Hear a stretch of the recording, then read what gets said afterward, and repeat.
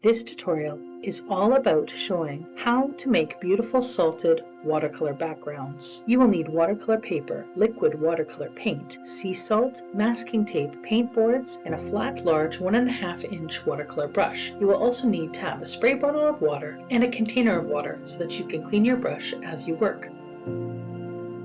Let's get started. First, we need to tape down our paper securely to the paint board. This is so our paper doesn't warp and wrinkle during the drying process. So let's first write our name and class on the back of our watercolor paper. Flip it over and grab some masking tape. Tape all around the border to secure your piece down. You want to leave a slight border where the tape is secured all around. Here's how it should look when you're finished. Make sure to press down on all the sides and the corners.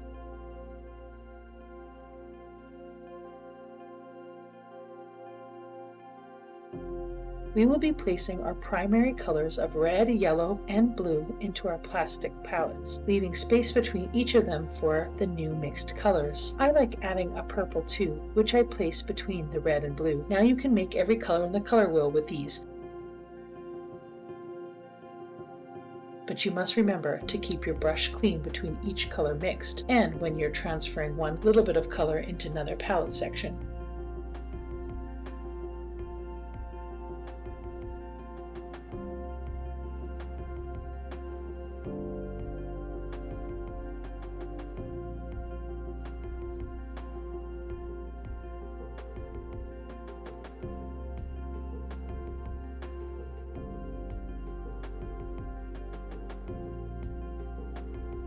You want to do a light spray of water onto the surface of your paper before putting color down.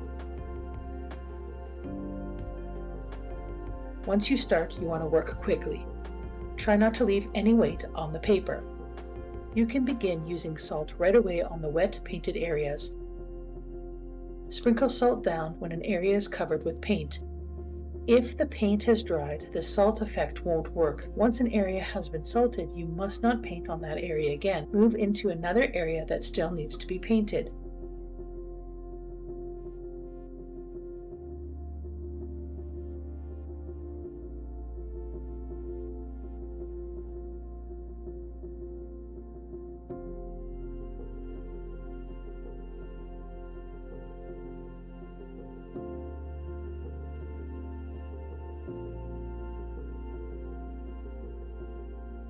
Salting with liquid watercolor leaves the most amazing surface textures, or what we would call the best blooming effects.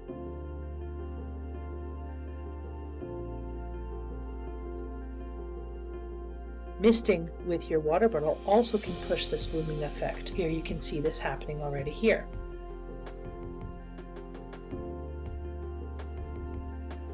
Here's what the backgrounds will look like as they dry. Notice how much paint is still left in the palette. This shows you a little goes a long way.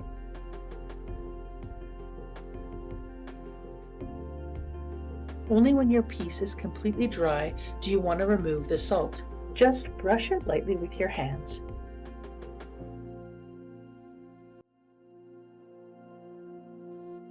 Here are some of our finished backgrounds.